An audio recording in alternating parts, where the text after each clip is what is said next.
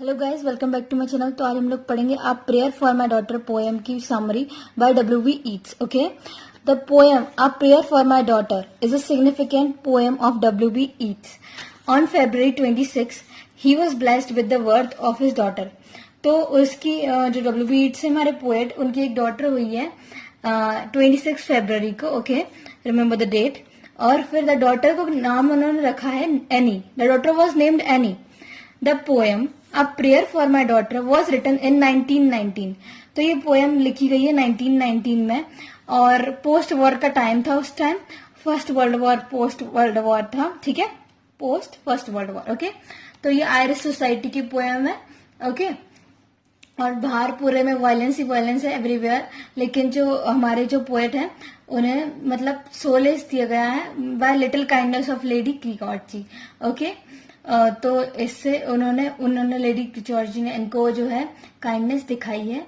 तो ये थोड़े सोलेस्ड हैं उस चीज से. ठीक है, अब देखिए, अब ये आपका यहाँ तक पढ़ा है ना. ये आप जो है ये मेरी वाली लाइन, ये वाली जो मैंने बीच में बोली वो ऐड कर सकते हैं इसमें अगर करना चाहे तो. वैसे ये समरी आपको इतनी रिटन है वो भी आप काफी है. ओके, लिखने के लिए. ओके, तो ठीक है.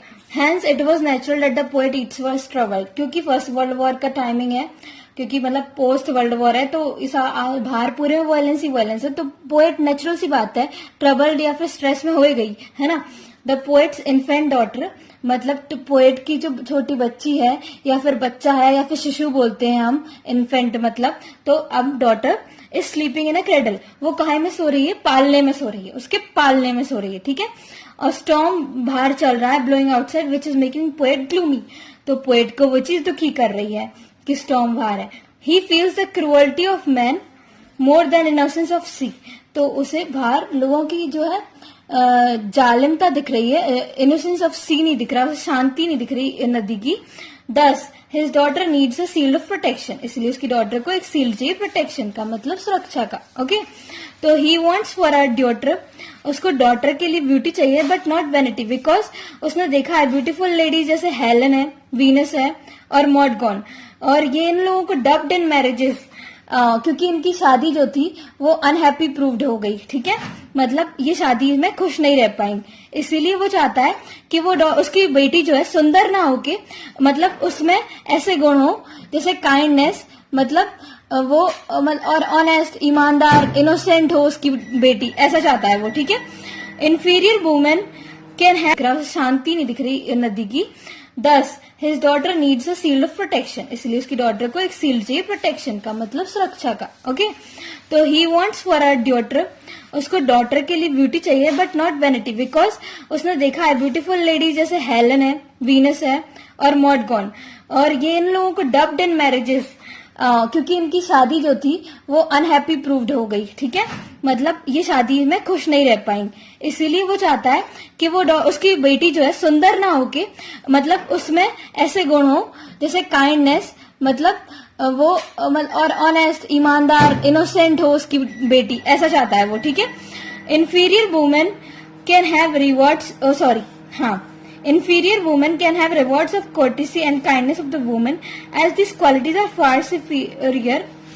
तो पता है कि उसकी बेटी के पास जो हो वो क्या बोलते उसे, मतलब उसको जो भी हो, मतलब उसके पास काइंडनेस और कोटेसी हो, ताकि मतलब कोई भी लवर उससे मिसगाइड ना हो. जैसा उसने, आप अगर आपकी पोएम पढ़ेंगे तो उसमें एक स्टैंजा दिया गया है, may she be granted beauty and yet not beauty to make a stranger's eye distraught of hers before a looking glass. ठीक है, तो ये जो है आप क्यूट भी कर सकते हैं ना. inferior woman can have rewards of courtesy and kindness of the woman. ठीक है, as these qualities are far superior to physical beauty. अरे वो ये inferior woman इसलिए वो बोल रहा है कि मतलब उसमें kindness और courtesy होनी चाहिए. ठीक है, ओके, kindness मतलब आप समझ ही गए होंगे, है ना. तो ये बता रहा है वो कि मतलब ये जो क्वालिटीज होती हैं, ये जो क्वालिटीज होती हैं वो फार सुपीरियर होती है फिजिकल ब्यूटी से, जो मिसगाइड कर सकती है एक लवर को. ठीक है, the poet who aspires the quality of gladness in his daughter, वो चाहता है उसकी क्वालिटी मतलब डॉटर में जो क्वालिटी हो वो ग्लैडनेस की हो, मतलब खुशी की हो, बिकॉज लेकिन क्योंकि ग्लैडनेस जो है मतलब खुशियां हैं जो वो स्प्रेड करती हैं शांति और खुशी पूरे सारों में, ठीक है। अब देखिए, तो he gives the example of a laurel tree. आप लॉरेल ट्री निकालेंगे गूगल पे तो बहुत अच्छी एक ट्री आएगी जो मतलब आपको अलग ही दिखेगी कि मतलब से जो मिसगाइड कर सकती है एक लवर को, ठीक है। The poet who aspires the quality of gladness in his daughter, वो चाहता है उसकी क्वालिटी मतलब डॉटर में जो क्वालिटी हो वो ग्लैडनेस की हो, मतलब खुशी की हो, बिकॉज लेकिन क्योंकि ग्लैडनेस जो है मतलब खुशियां हैं जो वो स्प्रेड करती हैं शांति और खुशी पूरे सारों में, ठीक है। अब देखिए, तो he gives the example of a laurel tree. आप लॉरेल ट्री निकालेंगे गूगल पे तो बहुत अच्छी एक ट्री आएगी जो मतलब आपको अलग ही दिखेगी कि मतलब ये हमें कंफर्ट दे सकती है, ठीक है, क्योंकि वो इतनी ज्यादा घनी टाइप्स रहती है ना, तो इसीलिए। He wants hatred to be replaced by innocence and purity. वो चाहता है कि जो हेट्रेड है मतलब घृणापना जो भी है वो काय से हट जाए, मतलब हट के वो इनोसेंस और प्योरिटी से हट जाए, वो मतलब रिप्लेस हो जाए उस चीज से। इनोसेंस मतलब आप समझ रहे हैं भोलापन, और प्योरिटी मतलब शुद्धता। It can provide Joy and inner happiness, और ये चीजें जॉय और अंदर की खुशी, अंदरूनी खुशी देती हैं, ठीक है। The poet further wishes that his daughter would marry an aristocratic gentleman on being grown up and a gentleman with good manners। तो वो चाहता है जब वो उसकी बेटी बड़ी जाए तब वो शादी करे किसी एरिस्टोक्रेटिक जेंटलमैन से, और जो है वो जेंटलमैन के बहुत अच्छे मैनर्स हों। ये वो अपनी बेटी के लिए प्रे कर रहा है। Then so this was the poem written by W.B. Yeats. It was a very beautiful poem written by W.B. Yeats where he describes all about the situation of birds and how the father prays for our daughter, right? Okay, so thank you for watching the video. I hope you liked my video. If you like this video, please like this video and subscribe to my channel.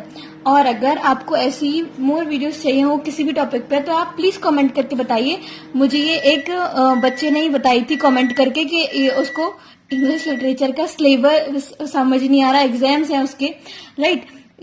11 मई को exams, एक बच्चे ने comment किया था कि इसीलिए उसे ये पोएम्स वगैरह समझ नहीं थी बिकॉज ऑफ इंग्लिश लिटरेचर उसका पेपर है। So thank you for watching the video. Thank you for आप अपने सजेशंस दे रहे हैं और प्लीज मुझे ऐसे ही देते रहिए और मैं आपको और वीडियोस बना के आपको समझाती रहूंगी जो भी आपको चीज समझनी है, बीए से रिलेटेड, लाइक फाइनल ईयर से रिलेटेड जो भी है ना, आप लिख सकते हैं इसमें, है ना। और मेनली इंग्लिश लिटरेचर मैं आपको बहुत अच्छे से समरीज वगैरह बता दूंगी, आपको जो जानना हो प्लीज। Okay, thank you.